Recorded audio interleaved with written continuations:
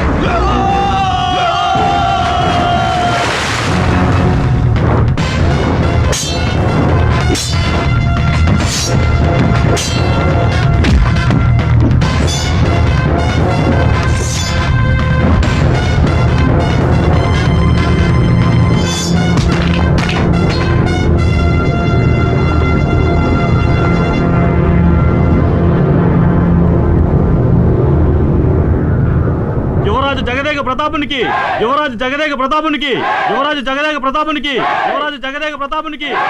యువరాజా, ఆశ్చర్యంగా ఉంది, తమరు కత్తిసాము నేర్చుకోవడానికి అడవికి వెళ్ళారని విన్నాం. అడవిలో ఉన్న రాజ్యంలో జరిగేవి ఇన్నాళ్ళు నేను తెలుసుకుంటూనే ఉన్నాను. దొంగల్ని పట్టుకోవటానికి ఈ వేషంలో వచ్చాను. ఆహా, ఈ విషయం ప్రజలకు తెలిస్తే చాలా సంతోషపడతారు. వీళ్ళ నాయకుడిని పట్టుకున్నంత వరకు తెలియకూడదు. చిత్తం యువరాజా. వీళ్ళని సైనిక స్థావరానికి తరలించండి.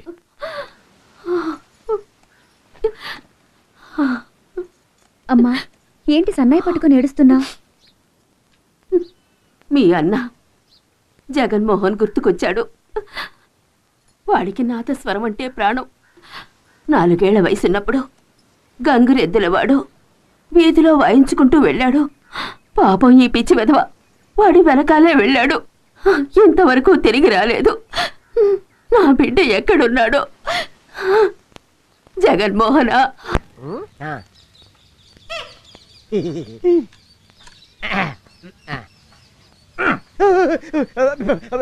ఇదేటే డోలు వాయించని తీసుకురామంటే డప్పు వాయించని తీసుకొచ్చా? ఓ చిన్న పొరపాటు జరిగిపోయింది తమ్ముడు. ఏంటది? డోలు వాయించే ముబ్బడి సుబ్బయ్యకి కడుపు గడబిడ చేసిందంట.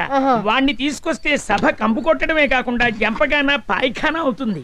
అందుకని కునికి పాటలు పడుతున్నావు వాద్యకారుణ్ణి తీసుకొచ్చా. ఏమయ్యా, నువ్వు బాగా వాయిస్తావా?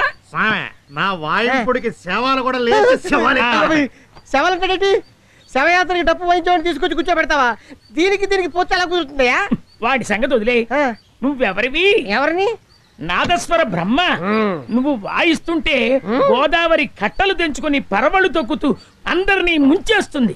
నీకు పక్క వాద్యం పక్కగా ఉండాలా ఏంటి? పక్క అంటే ఇప్పుడు కచేరీకి కావలసింది ఈ 3 మూరల సన్నాయే తమ్ముడు. ఏంటి, నాకే శృతి నేర్పిస్తున్నావా? నువ్వు శృతి వేసుకో. వేసుకో. వచ్చేటప్పుడు వేసుకునే వచ్చా. మళ్ళీ మీకోసం వేసుకుంటా.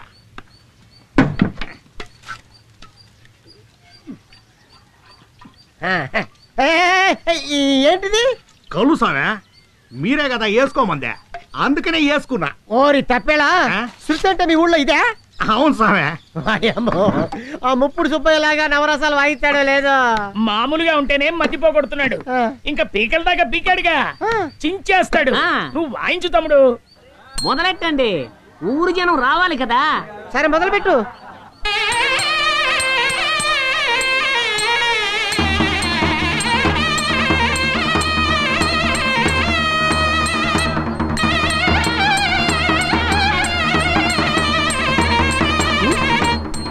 రే రే రే రే రే రే, ఏంట్రా నా పాటికి నేను వాయించుకుంటా, నీ పాటికి నువ్వు కొట్టుకుంటావు, తప్పురా.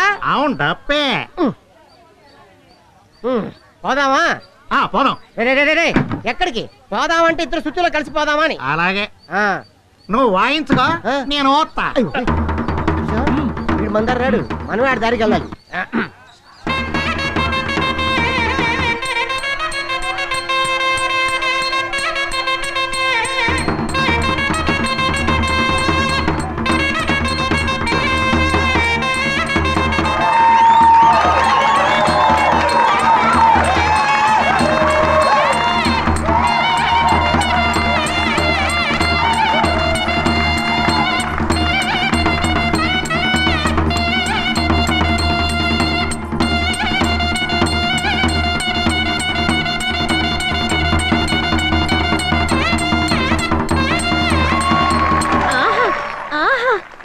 ఇలాంటి విద్వాంసుడి కోసమే నేను ఇంతకాలం వెతుకుతూ ఉన్నాను.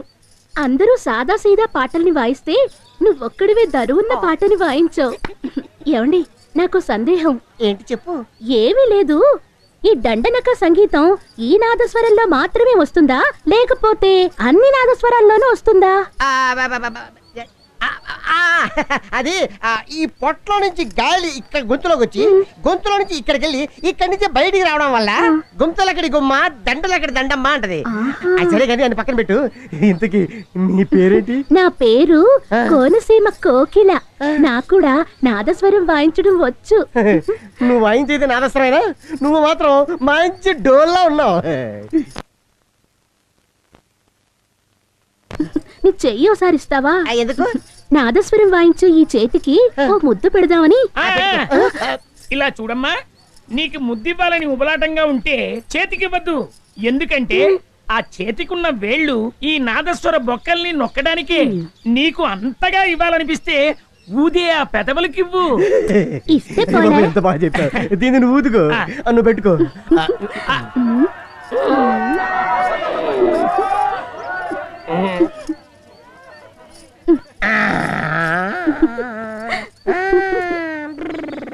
మీరే దీవికి చెందిన వాళ్ళు చెప్పండి రా.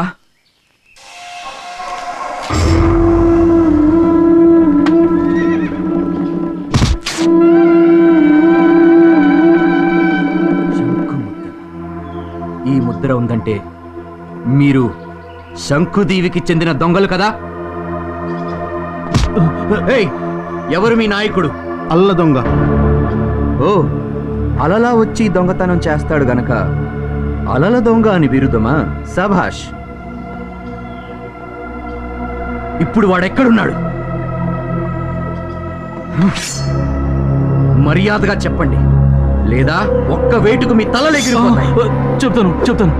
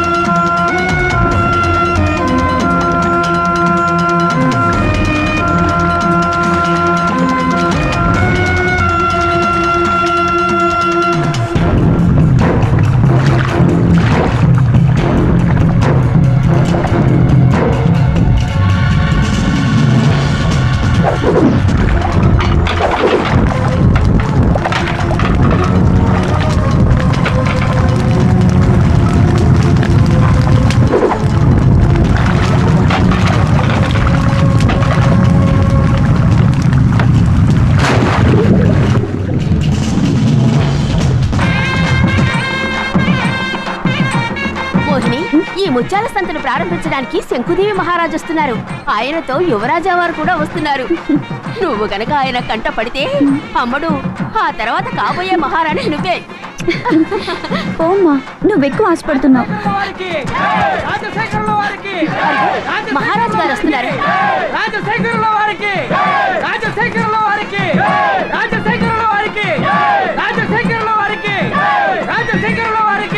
యువరాజా వారు కనపడరే? ఆయన ఇంకో రథంలో వస్తుంటారు. నిజమే.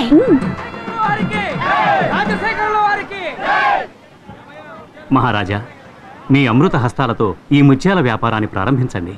స్వీకరించండి మహారాజా. ఈ ధనరాశులను తీసుకుని ఆ ముత్యాలను ఇవ్వండి. ఆపండి.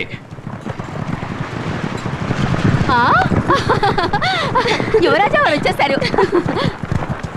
నాన్నగారు, ఏమిటి మీరు చేస్తున్న పని? మన శంకుదీవిలో ఉన్న ముత్యాలపాడు గ్రామంలో ప్రతి ఏటా ముత్యాల సంత జరుగుతుంది. ఈ దేశపు రాజుగా దీన్ని ప్రారంభించడానికి వచ్చాను. ముత్యాలేంటి? ఈ దీవిలో దొరికే గుడ్డి గవ్వల్ని కూడా అమ్మడానికి కొనడానికి ఎవరికీ హక్కు లేదని నేను శాసనం చేశాను. ఇది వీళ్ళందరికీ సంబంధించిన సొమ్ము. దీన్ని అమ్ముకోవడానికి వీళ్ళకి సర్వ హక్కులు ఉన్నాయి. ఇలాంటి విషయాల్లో జోక్యం చేసుకోవద్దని చెప్తే ఇక్కడికి వచ్చి నా ప్రాణం తీస్తున్నారు. 23 దీవులకు నేను చక్రవర్తిని కావాలంటే ముత్యాలేంటి? ప్రజల సొత్తంతా నా ఖజానాకే వచ్చి చేరాలి. ముత్యాలన్నీ కొల్లగొట్టండి. ఇంద్రజిత్, ఇది అన్యాయం. నోరు మూసుకొనుండండి, లేదంటే ప్రజల మధ్య మీ పరువు పోతుంది. కొల్లగొట్టండి.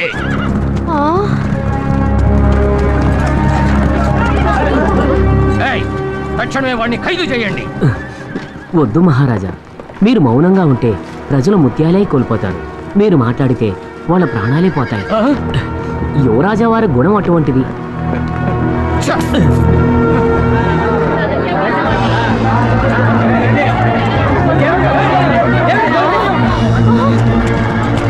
ఏది వదలకుండా అంతా దోచుకుని రండి.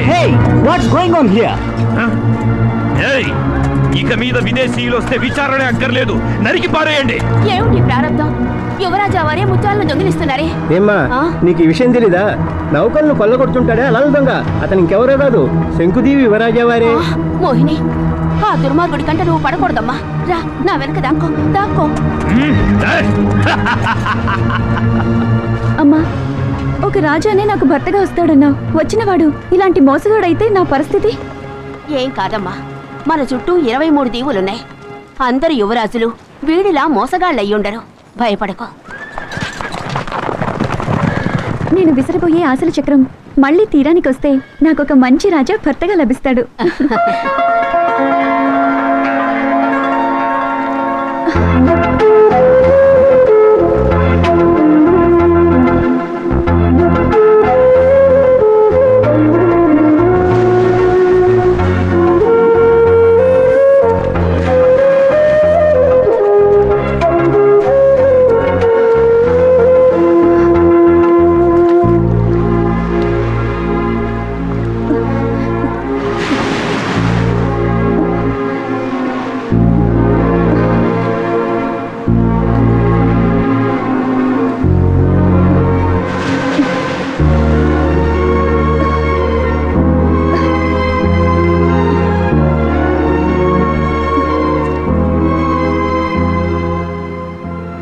ధర్మానికి తప్పులేదు.